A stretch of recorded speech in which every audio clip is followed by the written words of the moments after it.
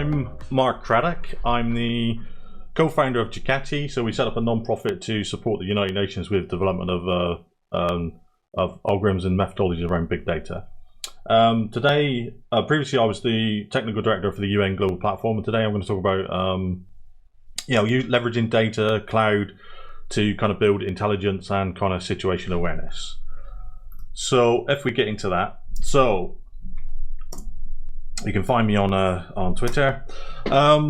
So today we're going to talk about developing situational awareness intelligence. We're going to talk about various use cases where we've leveraged data, lots of open data or proprietary data, to enable us to analyze that, pick out features in it if it's satellite imagery, and develop some kind of situational awareness. And I'm also going to use a bit of wording mapping to demonstrate why and how data kind of evolves.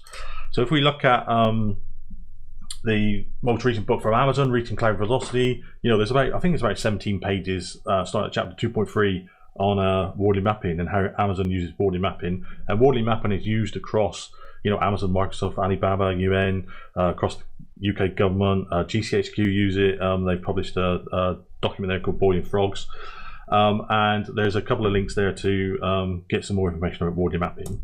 But if we talk about intelligent situational awareness, so what we're talking about is taking data, analyzing that data, and pulling out kind of information that allows us to make decisions on our situation or what our competitors are doing. And it kind of gives us that intelligence to make those decisions and understand the environment a bit better. So there's many sources of data. There's open and proprietary. You can get data from mobile phones. You get data from satellite imageries. You can look at, and satellite data comes in raster and vector.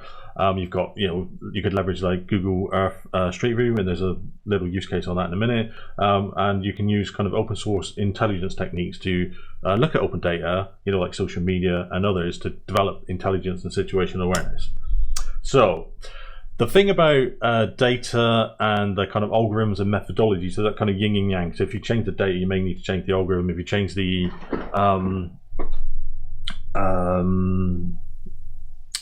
may need to update the methodologies as data changes. And what we have is like those kind of co-evolution of practice as well. So as our data changes from one type to another, we may need to change our working practices. When we go from batch to streaming, we need to change our working practice because it's different. One, we're talking about live streaming data, another we're talking about batch jobs overnight, and that means we have different practices and different ways of operating. But we still, in our organization, still try to treat data as one methodology, one practice. It must be 100% quality. We can't touch it unless quality is perfect and we understand it all. And this, doesn't really work as effectively as we could. We need different techniques for when data is in different phases. So if we look at data in the wording map, we can see on the wording map on the left hand side we've got the data and unmodeled and genesis. So it's new, it's novel, it hasn't been done before. There's going to be lots of experimenting, there's going to be lots of failure. And on the right hand side we have a commodity. It's well known, well defined, the data's modeled, it may be available in a service, and you can consume it as a service. And in the between, you've got kind of like custom built and kind of products. So when we talk about data, we need to think about the the data sources, the algorithms, and the methodologies. And the data, and all three of them could be in different phases. So we could be working with a novel version, a new novel data source, but the algorithm we use could be well known and well understood, and the methodology could be custom built to deal with that data. And by looking at data and algorithms and methodologies in this way, we can understand what techniques we should be using and what practices we should be using to create our intelligence and situational awareness. So we find in government most organizations custom build everything, which is expensive, time consuming. We will go and create our own algorithms for something that already exists, or we'll start from scratch and we'll try to build it again. We'll try to build our own data sources. We'll try and collect all the data we can and store it in a data lake, and then we end up with a big pile of data that we don't understand and we can't use. And really, we should be focusing on the kind of new and novel and leveraging kind of open and proprietary data that's available as a utility. So there's lots of data available, and from that data you can always generate situational awareness and insight and kind of intelligence from that. So if we look at OpenStreet map, so that data is all open. there's a map of the UK. But if we start adding additional data onto that and kind of building on top of that data, we can then start building an infrastructure map of our energy system. So we can see the power grids going over to the France and Netherlands there, and we can see our offshore farms. And then from that, we can start building new layers of data and insight. In this case, all our energy, where it comes from, wind farms, battery storage, nuclear power. And we can build on top of those existing ones. We don't have to create all this from scratch every time.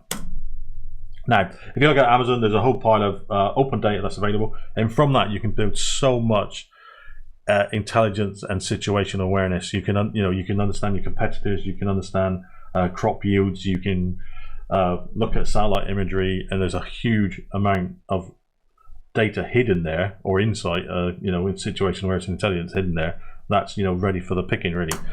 So if we look at a company called OneSoil, they use open source Sentinel satellite imagery, and they've mapped every single field of North America and Europe and the type of crops in those fields. So they look at the satellite imagery based on the different sensors in the satellites.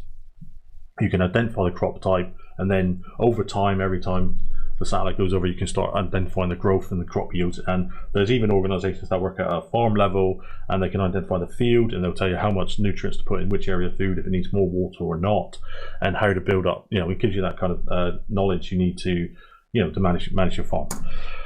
So just to recap, we got OpenStreet map. You can build on top of that with the infrastructure map. You've got the energy dashboard, which builds on top of the others. Then you've got Amazon's on Earth, so they're using that kind of open source data. And you've got OneSoil. You've got Send2Agri, which is a EU project for identifying crops from Sentinel imagery. That's open source, that's available. And you've got a VenoSat as well, which allows you to do crop yields of wine. So you can monitor wine crops, you can identify yields, and then from that you can get that kind of awareness. How many grapes are going to be this year? What's the price of grapes?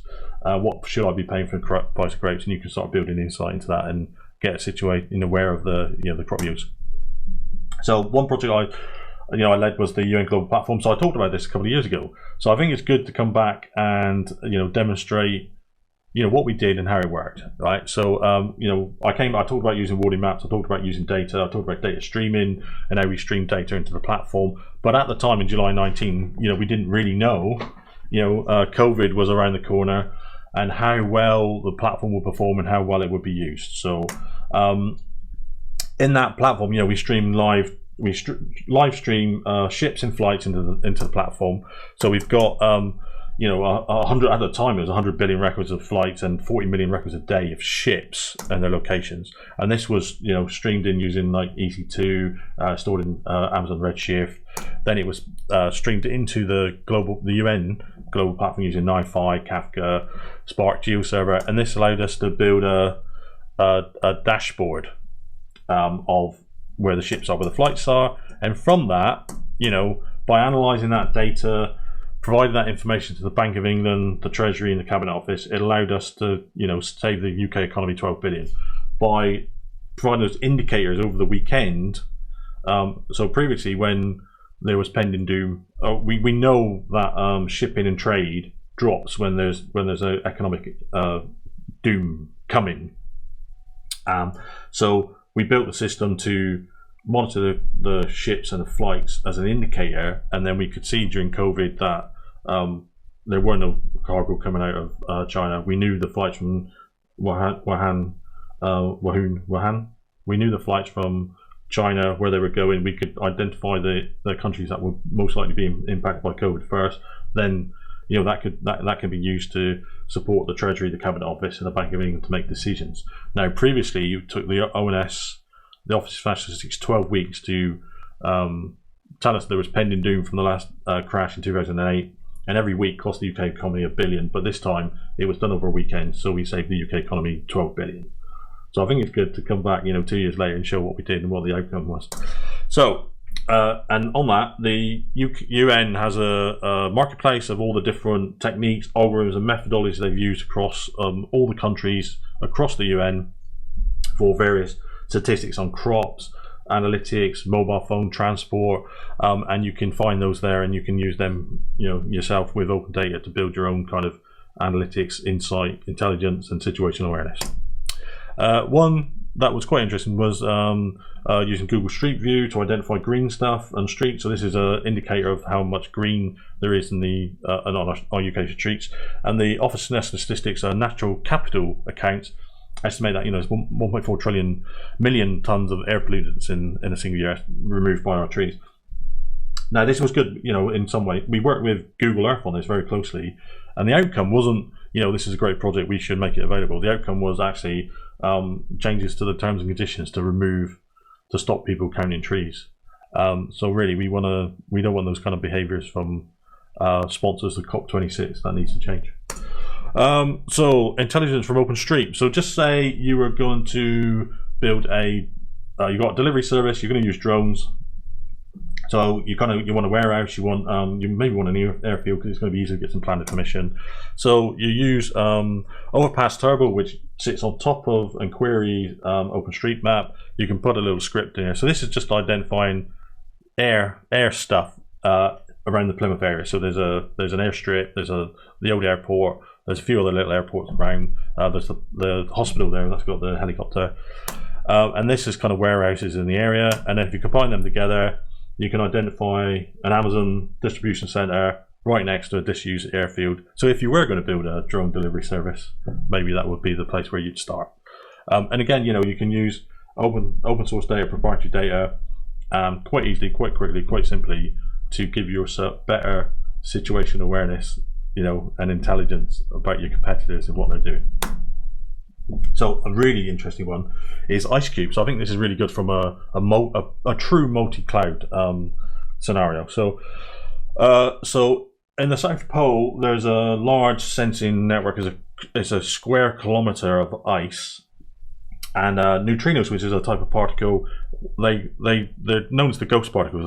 They generally don't interact with anything, but they do generate light when they interact. But they're very difficult to see, very difficult to track. And so in the South Pole, they built this square kilometer of ice and sensors in it to monitor neutrinos and find where they come and then track them back to where they came from. So it's called, and there's a really good BBC documentary actually on hunting the ghost particle, the neutrino. So that's very good to get a bit more insight. But to do that, there's a huge amount of compute power required. So they actually used over a weekend every single GPU available in every region from Amazon, Microsoft, and Google to generate this massive HPC that was nearly as fast as the Summit, the fastest one at the time. So there's some links there to the articles. There's links there of how they did it. But basically,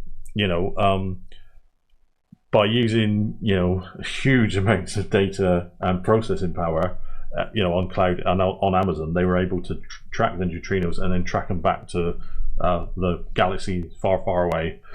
So I think that's pretty exciting. Now I think it's a worthy mention of Amazon, and our Spooks go into Amazon for cloud, and I think this is just a natural progression across government and moving to cloud. I don't think there's any issues with security. I don't think there's issues with sovereignty. It's just the next step. And if there are other techniques you can use to protect data in Amazon anyway. So there's MPC, which is multi-party computation, and FHE, which is fully homomorphic encryption, and they allow you to encrypt data at source but still do analytics on them. So you could encrypt the data, you could put it into the cloud, and you could still do your analytics and get your situational awareness and insight from that data, still protecting it, even if Amazon or even say Alibaba had direct access to that data, they could not decrypt it. So we can assume our data safe. And if we go back to our kind of audit map, where we were, then if we look at the Spooks, they want to get intelligence, so they're going to need to leverage cloud and data science techniques. And really, you can only, with the sheer amount of data, you can only really do that in the cloud now. So no cloud, no AI, and they'll have a different range of algorithms and methodologies and techniques and access to different data. Some will be open, some will be proprietary, and they'll use different techniques to analyze that. But really, the risk I see to the Spooks is not really is cloud secure. What about the data? What about data sovereignty? It's really these kind of this inertia. So moving to cloud, there'll always be part of the organization And there's 16 types of inertia. There'll always be parts of the organization that won't, want to move to cloud, and they'll be using these like 16 forms of inertia. So, we haven't got the skills, we haven't got the training, it's going to cost too much, it's insecure. But really, these 16 break it down into like categories. And if we look at, I think, this was done actually a while ago for a government organization, but really, everything is there for the public sector to go to cloud, but generally the cloud skills and also the data analytics and the AI, the machine learning, it's not there. And the way to do that is to give access to sandpits in the cloud, small little environments. They'll learn to shut things off. They'll spend more money than expected. They'll learn to use the different services, and then they can also build and adapt their working practices and create new ones for using cloud, which is really important and really key. And we know that those co-evolution of practices are really the key part for an enterprise organization moving to cloud. It's not really the data, the security, the technology. Those are the easy bits. It's the changing those working practices and understanding that we need different practices to work with cloud. And that really is going to be the risk for our Spooks. So, and I wouldn't be too concerned, because if we look at how much Amazon services are used across the public sector. So this is GCloud. So any public sector organization can buy cloud services, not just Amazon, but there's 3,000 different services there. And we can see over the last, since the framework's been running, 267 million has been bought by Amazon, and another 100 million there, depending if they bought it direct from Amazon in the US or if they bought it off Amazon UK. So there's 360 million pounds worth of Amazon services that have been bought by the Home Office, the Revenue Customs Department of Work and Pensions, the Cabinet Office. So I won't be too concerned about their capabilities to use cloud. If you want to look at the data yourself and you want to build your own intelligence and situational awareness of who's using Amazon, who's buying what cloud services, what are they using for, there's an online public dashboard available, and you can understand, you can filter by organisation, search by what they're buying, and you can see how the government spent 10 billion on cloud over the past years. So just to recap, we need to look at data in a different way. We need to understand that data changes and evolves, and that means we need to evolve our practices. And if we understand that, we can better leverage data in a swifter, better way to build that kind of intelligence and situational awareness. So I think over to questions. All right. Thanks, Mark. I am actually joined right now by Mark, coming live to us from Skype. Whereabouts are you, Mark, actually, physically speaking? Down in Plymouth, in Devon. Gotcha. Very nice. Out of the big smoke, I guess. Were you working in London when you were doing the public sector stuff, or were you able to do all that from Plymouth? There was a lot of, at the time, the UN stuff was lots of travel all over the place, Colombia, Thailand, Malaysia, Seattle, Right, interesting times. Travel. Yeah, so it's completely different now, obviously, because it's all working from home, so yeah. Yep, good stuff. So you talk a bit about Wardley mapping there, but I know I see some people in the chat are familiar with Wardley mapping, but for those who are not, do you want to give us a brief kind of overview of what that is, and maybe how we as AWS people in our businesses might be thinking about using Wardley maps for our own purposes? Yeah, so Wardley Mapper was created by a guy called Simon Wardley, very nice chap. You'll find him on Twitter, S Wardley, and he analysed, I think it was over 10,000 different articles, papers, and looked at various different techniques for developing strategies. And he created Wardley Mapping, named after himself, and it allows you to develop a strategy. But what Simon identified is that all technology and also data. There's four phases. So it starts off in the Genesis phase, goes through custom built product, and then through to a commodity. So Amazon is clearly in the commodity space, as a utility. And when you look at when you build out a system, or you look at those individual components and you build up a value chain, and you put those components in one of those phases, then you can understand how what different techniques. So stuff on the left hand side in the Genesis, generally you want to use agile techniques because it's prone to failure. You want to fail fast, fail forward. Stuff on the right hand side, you kind of use the kind of lean techniques, and you wouldn't use one methodology for all. And this is where we see large government programs and others fail because they say we're going to do everything agile, they're going to do everything in Prince 2 or whatever, and it doesn't really work that way when we look at technology components. So everything evolves. So if you think about the computers. So before they were kind of custom built, and now they're available as commodity. And then we see moving into utility now, with services like Amazon. So we see technology evolves, and from that you can build a better strategy and give you a better kind of understand your kind of landscape, and you can also map your competitors, you can map yourself, and it really helps develop a true strategy. Gotcha. Is it your thesis then that the same is true of available data? Is that going now to the commodity stage? I'm a fan of the data mesh stuff from ThoughtWorks, but again, we find data that's kind of new, novel, hasn't been used. I know, just say data from self-driving cars. I mean, who uses that? Who knows it? Who's modeled it? It would be new. And in that case, within our enterprise organizations, we tend to think about, we talk about data quality, which is good, but it's more on the kind of right hand side of the map where you want to industrialize your kind of data, and then you want to consume it or make it available as a service. But when the data is kind of new and novel, you need to be able to experiment. You need to understand it. You need to be able to find where are the errors and where is the quality? What's the bias in the data? And you just need to be able to just play with it and experiment. And then you move into like the kind of product phase, and then into the kind of utility. So we consumed a lot of data as a utility services, or as services for the UN. And we were building things in in hours and days. It didn't take us months and years to build dashboards or services around data and to analyze that data. And the kind of more the data sciencey folk were more interested in data on the left hand side, in the kind of genesis phase, which is kind of new and novel. And then for the kind of statistics side of it, official statistics is more on the right hand side. So there, the quality, the data, the bias in the data is way more important. Yeah. So data evolves in the same kind of way. And Simon talks about data being unmodeled all the way through to modeled as the 4 phases. But I'm not 100% convinced that's quite right. But that gives you an idea that data evolves as well. Yeah. You talked about the sort of changing your practice along with the type of data. So kind of thinking in terms of, if you're batch processing, the way you think about doing that with that type of data is very different than if your data was streamed, for example. Would you say then that as things progress from the sort of genesis through to commodity and the utility side of the Wardley map view of the world, that the data and the way that you process it move sort of coincidentally with each other? So as you get to commodity, your data is commodity, and also the tools are as well. Yeah. So as things, components move from the left to the right, from genesis through to commodity. It could be data, it could be technology components.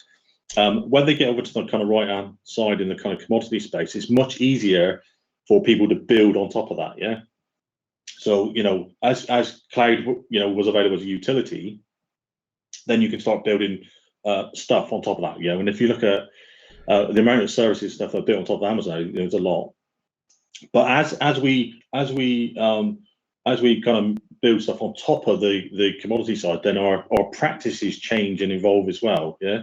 So we need to understand that as our components move from left to right, then our practices will change as well. So if you think about our practices of where we were in the data center, kind of huge amounts of kind of we talk about mean time and failure, and we talk about multiple disk and model, then we replicate that into different data centers. When we move into the cloud space, it's a completely different method, completely different way of approaching that. Yeah. So we need to maybe we need to evolve our practices when we move from kind of left to right, and that's where the biggest challenges comes. Every time you move between each phase, that's where you get the biggest amount of inertia. So we can't go to cloud. It's not secure. It's too expensive. Yada yada yada. And that is generally just inertia from people who have maybe they may run the data center. They may look after the servers. They like touching the servers, and with a different kind of risk model moving into cloud. You don't see them. You can't touch them. You get all this inertia, and that for me that's the biggest challenge from moving to cloud. And I've seen it dozens of times across the public sector and also in the private sector as well. Yeah, so you've worked in both public and private. What are the sort of the main differences between the experiences that you had in one over the other? I'd say they're pretty similar. So everybody's special. Yeah. They all need to build their own stuff. And it's consuming, kind of utility services can be a challenge. Yeah, people prefer to build stuff themselves. And I think, and I would say, they're both. I would say that maybe the public sector is probably better now at kind of understanding that and putting the kind of training in place and the capabilities for people to learn how to use cloud. And there's a huge amount of information from NCSC, which is NASA's National Center for Cybersecurity, about using cloud. I think they're even pushing serverless now as the best way to go with. It's the most secure and it's the best way of kind of building services in cloud. So there's lots of advice. There's lots of information about AI and ethics on the public sector side, and I think probably the private sector has got some catching up to do. And I would say probably maybe the public sector's ethics may be better than in the private sector. But, yeah. Right. Yeah. Gotcha. Good stuff. Yeah. It's the security implication for serverless is pretty interesting. Maybe I'll get into that with Julian later when we're chatting. But we've done a bunch of work this year with doing credit card payment handling with serverless components, like a really good kind of way of taking a load of the security stuff out of scope, because as soon as you're done with it, it's not there anymore. Why don't you tell us a little bit about maybe one of the sort of more interesting things that you've just covered, but in a bit more detail about the AWS landscape around that. So what were the main sort of services that you were using in that environment? What were the challenges that you faced? How long did it take to build? What were the difficulties? Like those sorts of things. Yeah, so I guess the big ticket one is the UN Global Platform, where we built the location service, so you can analyze anything that moved, basically. So that was streaming ADS-B, which is flight data, and AIS, which is ship data. So every flight and ship, by law, has to broadcast a radio signal saying, this is who I am, this is where I am, and this is where I'm going. So there's some third-party aggregators out there that collect that information, and then they made it available to us to stream it into so ADS-B Exchange, a really nice bunch of guys, made that stream available to us, and we stream that data into the platform. Yeah. So the technology bit is the easy bit. Yeah. Building out some EC2 instances, setting up the Geo server and Kafka, and it was built on EC2. It wasn't actually built.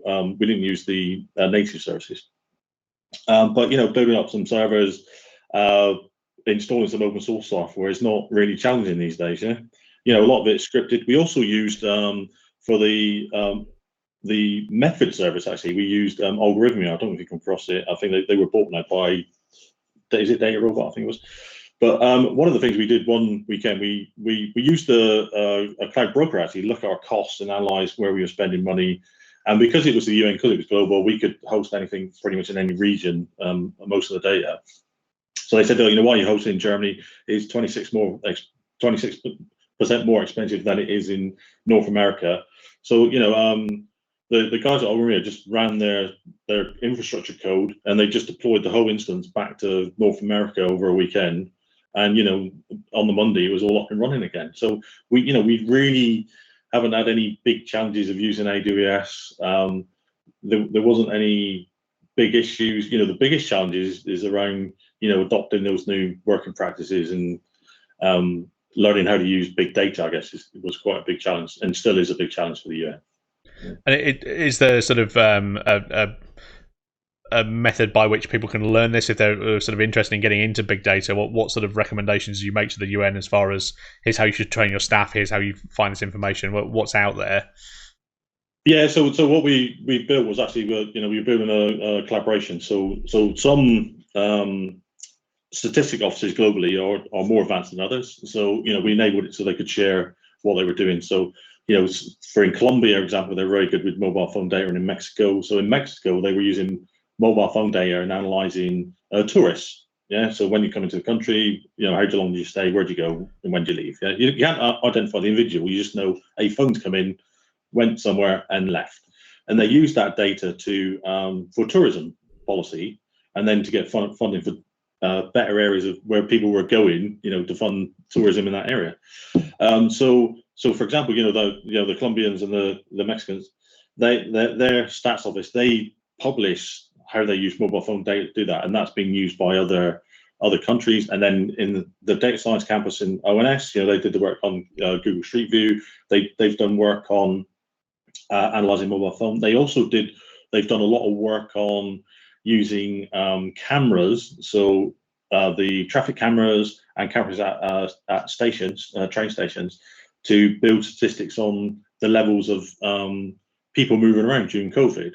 So, but all that, it's all open, it's all published on the website, and we've enabled that to be shared and collaborate. And there's basically the platform is a learning environment. So for the stats office, they can go there, they can learn, they can chat to each other, they can understand the methodologies, the algorithms, and how they use those data sets, and how they build up that kind of those kind of statistics. So it's more around the collaboration, and also it supports the Sustainable Development Goals. I don't know if you're aware of them. So there's massive, like 17 big goals by the UN by 2030. Remove poverty, sort the climate, etc.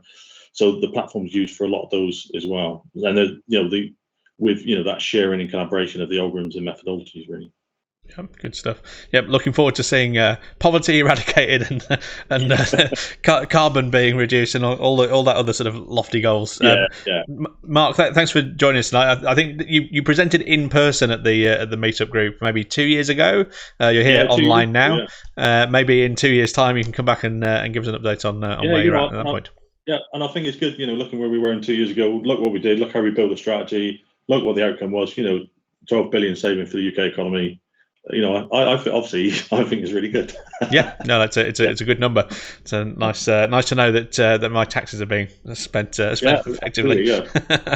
Great. Well, thanks very much, Mark. We'll see you again. Okay. All right. Thank you. Cool. So that was Mark, who's been saving the taxpayer plenty of money. We've got another first-time chatter on the channel, Azraju82. Hello, Azraju82. Nice to see you. And of course, Julian chiming in to say that of course the using serverless for security workloads is the right answer, and I'm sure he's going to talk about that in a little while as well. I think now, if Mark was building this now, he'd have access to, as we discovered, in the last 2 months, a serverless, fully managed streaming Kafka service. So probably be able to make those things a little bit easier. Even so, whilst the video was playing, I remember that I actually have some Wardley maps that I could share with you from one of my slide decks that might, if for those of you on the stream who are not as familiar with that mechanism, I can give you an example of that rooted directly in AWS technology, which is something that I pull out every now and again in the presentations that I do. So this is a Wardley map. So as Mark says, we've got on the left-hand side, you've got Genesis, which is where everything is new and novel, and you're sort of inventing new ways of doing things. And on the right over there is things that are a commodity that you can buy from a vendor such as Amazon, for example. And in this example is a highly available MySQL cluster Wardley map, and this is how I built MySQL clusters in, I think, 2009 for a company that's called Songkick, who you might have heard of if you're into live music, and who ultimately got acquired by Warner some years ago. But when we were doing this was in a data center, so we were buying computers, we were buying storage, we were installing MySQL on those machines. Those things went into a data center. The data center provided power and networking as a commodity, because obviously we were buying regular power and networking. There was some customization of monitoring scripts and some HA scripts to allow failover. It was all very fiddly and didn't work very well, if I'm honest. And at the Genesis end, like, this was in the very early days of Puppet, as it was then, actually, and I was writing a lot of config management to sort of string all that stuff together. So that's what in 2009, running a highly available MySQL server involved some stuff that was commodity and a lot of pissing about. I think it's probably the best way of putting it. Lots of undifferentiated work, a lot of things that other people who were running MySQL out in the world were also doing. And today, this is my favorite transition, which button am I pressing? That one. Today, you would just buy RDS Aurora from Amazon, right? Everything has shifted right into this kind of commodity space, and you're just handing over money to Amazon to get a fully running, highly available, monitored, backed up, etc. MySQL service. And so I use this to sort of as an example of why you should, if Amazon are providing you a service, why you should use that service instead of building your own slightly shit version of it, which is essentially what we were doing in 2009 in data centers. So hopefully that's a useful kind of Wardley mapping overview for those of you who haven't done that before. It's a great way of thinking about what's changing in your industry and how you might need to be spending your time in your organization. And Simon's got loads of stuff on the internet. There's he's done a couple of good talks on this. There was a keynote at CNCF KubeCon in Barcelona a few years ago that I was at, which was really good. And as Mark says, Simon's a great guy to catch up with over a cup of tea.